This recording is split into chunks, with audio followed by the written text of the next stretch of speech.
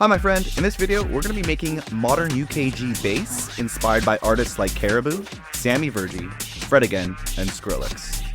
And we're going to find out if we can do this in under 40 minutes by using the 80-20 rule of Modern UKG Bass. What you're listening to right now is the song that we'll be working on.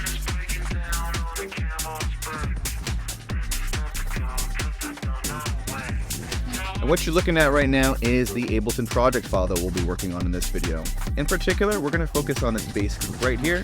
We're going to go in order individually of these individual tracks that I built out as I actually created them, so you can follow along when you're creating tracks like this yourself. Make sure you stick around to the end of the video because we'll be doing a full recap of the 80-20 rule, so you can really pay attention to what you learned here and apply it to your own songs. Because all in all, it only took about 30 or 40 minutes to create the bass for this one, and this entire song, as I zoom out here, fully mixed, mastered, arranged, and ready to go, took only about 5 or 6 hours. So if you want to finish songs faster just like this, I've also made you a free bundle of templates, samples, and special bonuses that I use to completely finish a song like this every single week. Just visit the link that's on screen now or in the description to grab your ultimate song finishing toolkit for free. And if you want to take things to the next level, you can also find a link to this video's project files in the description as well. With that said, let's jump into this. Alright. So when it comes to the bass for this one, it's like with the drums, I do things like a lot differently than normal.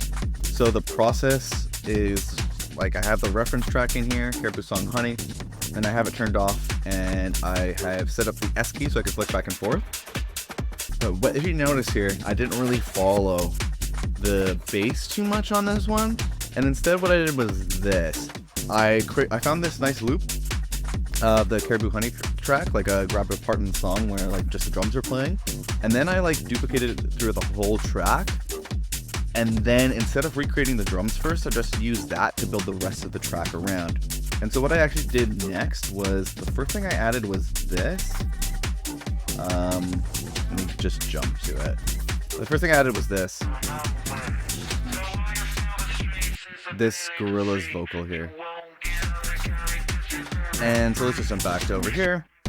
And the reason I did that is one of my buddies, Jesse, he wanted me to make like a flip of the Feels Good Inc. song that you were hearing for like an NFT project. So I was like, okay, I feel like I can do two birds with one stone and like recreate a sick track and also make a flip of that. And I feel like I pulled it off. So what I did was first grab this drum track, then I grabbed the vocal track and overlaid the vocal track over top of what's playing here to make sure that the vocals would fit with the style of drums before I even recreate the style of drums. And then what I did was I made the bass line underneath that to make sure everything was working. So it's like a way to make sure that I wasn't wasting any time building this out. And so just a little different way of working on these things that you might want to consider. And so when it comes to the bass on this, I didn't necessarily reference any one track, but I was going for the overall vibe of like the Virji vibe, the like Fred Again UKG vibe, the new Skrillex UKG vibe in building this out. So let me walk you through what I did here because it was a little different. There's several different MIDI tracks as well as some audio tracks that I used to get this. So we'll work on the first thing that I built out, which was this. Let me turn off all the melodic stuff so we're just listening to the drums and the bass. So this is the first thing.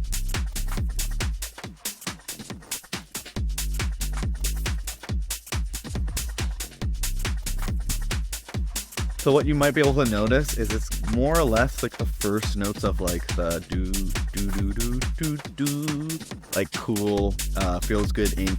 Bassline, with the exception of this second note here is more of like it's playing like an off key note a little bit, which is making it sound a little darker and interesting. And there's a little bit of a call and response going on here, and the response comes from the other elements of the bass that we're going to introduce. So this is kind of what I started with. And in terms of the processing, we're using this V sub that I built out. It's just a basic sub sound using operator, and I've added in all these opportunities to add in saturation to kind of make it come out of the sound a bit, or it's come out of like bad speakers a little bit more and add a little bit of like grit and interest to it. And then also there's like a one knob sidechain built in so that the sound is pumping and making room for the kick. Other than that, main thing is kind of going by ear with this one. I wasn't really going against a reference track necessarily, so I kind of just built up this sub sound against the kick sound. So it's a little bit different way of doing things. Then the next element that I added is this right here. So let's have a listen and look at.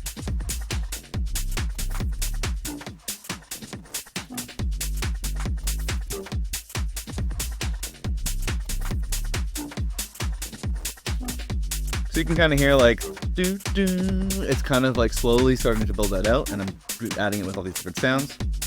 So what I did do is if you can see all these like turned off notes, I finished the rest of like that bass line, like the feels good ink bass line, and then turned off the notes that I didn't want to use. So there's a bunch of call and response that's going to be going through this. So in terms of the sound design, I'm using Vital, and what I'm actually using here is this Daga bass preset, which is a really sick bunch of presets that a YouTuber called Be The Lick made, and recreated a bunch of like UKG tracks. I think a lot of from Sammy Virji, which is really sick. So this is like a really sick song called Daga Da.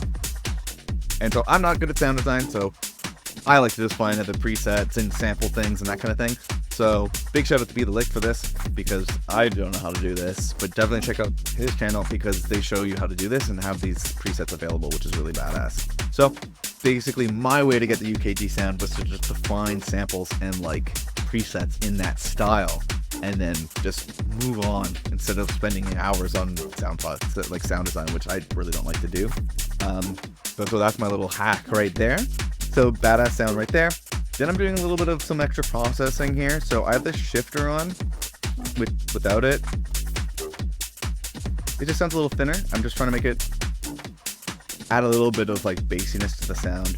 But then we're removing it right away here. So we have this EQ at 200 Hertz. Because we do have other elements in the track that are going to introduce more subby sounds, which we'll get to. It's all about, in this case, having these different sounds all layered and working together. Then we're running into some sidechain. I like to do it like this. This is the same sidechain little module that I have in that V sub.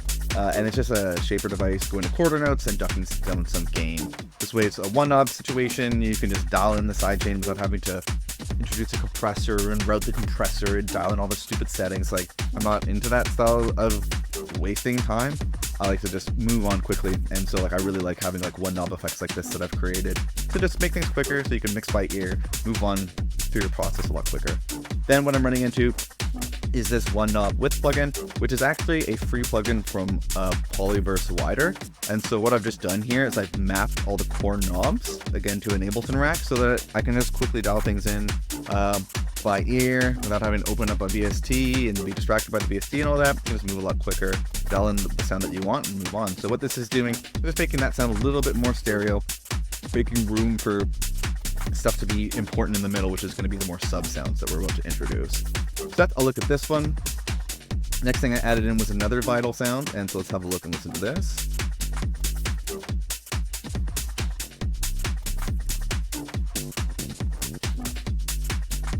It's a little weird, but let's have a listen to it soloed now.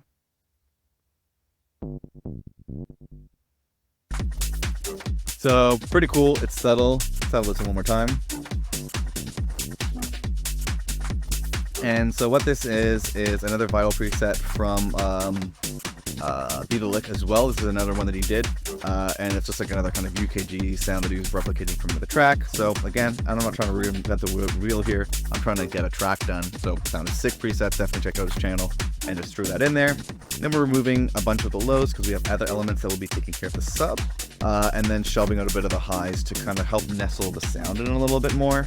It's almost more of like a little effects trick than bass part, but I think it's really cool. And then again, one knob sidechain, so it's pumping, making room for the kick, and a little bit of one knob saturation, which is it's just Ableton Saturator again, just dialed into like one knob to make things quicker and more accessible, adding a little bit of fullness and a little grit to the sound. And then what I have here is another free plugin that's amazing, Alex Hilton's A1 Trigger Gate, which also I think I found from a Be The Lick YouTube video, so definitely go check out his channel. And this is adding that like kind of stuttery effect. And then so that's a look at that one. As you can see here slowly, these different sounds and different elements are all coming together to create a call and response and some kind of interesting, you know, dynamic and sound. So then what I did next is I added in a sub sample. And let's have a look and listen to this.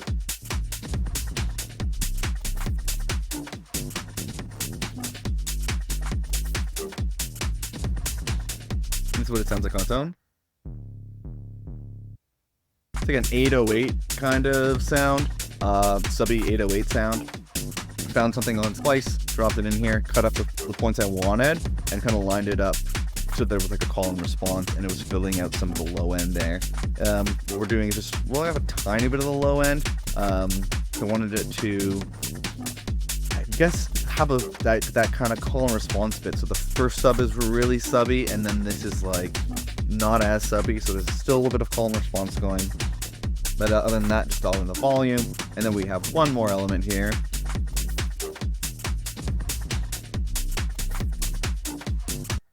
Let's listen to it on its own.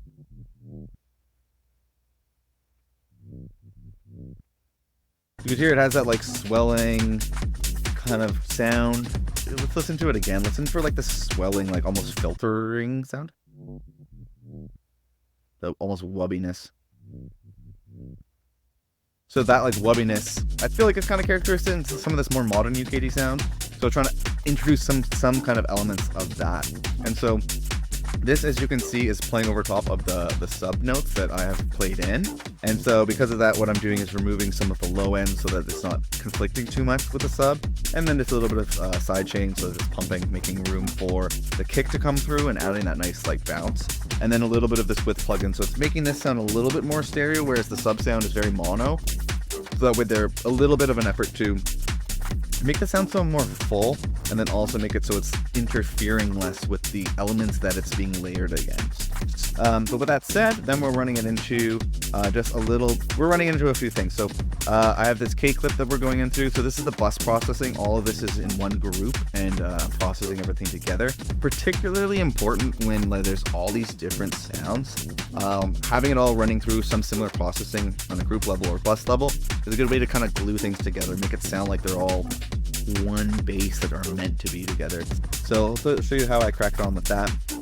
First thing is I'm running into this K clip, looking for about a decibel or so of clip.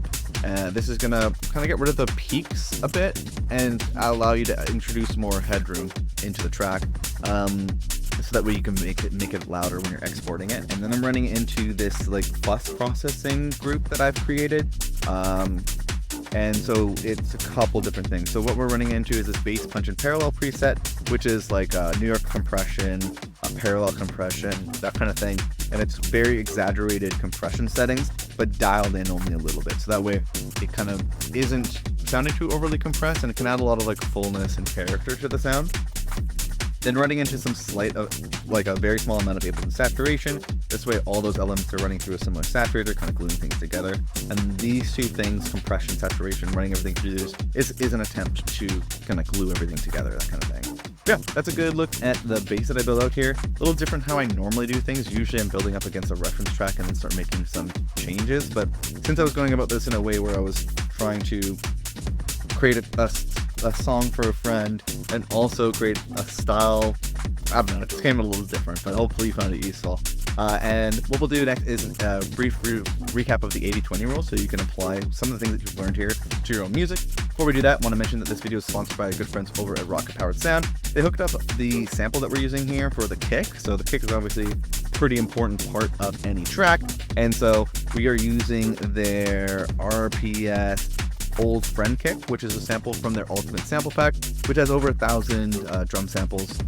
Super iconic and usable stuff that comes very much in handy when creating recreations and building out your own tracks. So if you want to check it out, you can get 30% off by using the link and code that's on screen now, Ultimate Best Friends, and you can also check out the link in the description as well to get 30% off. So yeah, shout out to Rocket Powered Sounds for hooking up our community, because also if you grab the project files for this, you'll get the RPS samples used in this as well. So, and of course the 30% off, which is badass. But yeah, thanks to them. And with that said, let's jump on to the 80-20 rule for this one. Hi, my friend. Matt from Best Friends Club here. And if you've been paying attention, then you probably have already figured out what the 80-20 rule is when it comes to building out your basses. So the goal here is to get 80% of the result with only 20% of the time, energy, or effort. And because the first key to the 80-20 rule of bass is to use a reference track, we're making sure that we're very easily hitting 80% of a very professional sounding track. In particular, we focus on nailing the notes that our bass is playing, the sound design of our bass, as well as the volume of our bass track, compared to that reference track. This just keeps things fast and super focused. The second key of the 80-20 rule here is to layer your basses so that you have the maximum amount of control over your bass's melody, low end, and the character or vibe. The third and final key is to repurpose your old projects by adding old project files, racks, and entire groups to your Ableton collection folder. By creating a suite of powerful templates, Ableton racks, and one knob effects that you've personalized and curated over time, it's going to make sure that you get a higher quality result faster. If you'd like to get a head start by downloading all the racks, templates, and all the files that you've seen me use in the Ableton project file for this video, or if you'd just like to take a closer look at any of the techniques or tracks you saw me work on in this video at your own pace, you can find a link to this video's project files on screen now and at the second link that's in the YouTube description. I'm recreating a different song from the Beatport top charts every single week and making the project files available to anyone who wants them. You'll also get access to a private Discord where you can ask me and the community questions, as well as share tracks for feedback. If you or your music are not quite ready for a shot in the arm like that, I've also made you a completely free bundle of templates, samples, and special bonuses that have helped me figure out how to completely finish one new song each and every single week. And you can grab that free Ultimate Song Finishing Toolkit by visiting the first link that's in the YouTube description here. However, if you just feel like staying on YouTube for now, that's totally fine. Save that link for later and check out this playlist of videos where I remake basses from other songs from the Beatport top charts. Or if you want to take what you learned in this video to the next level, definitely check out this video right here.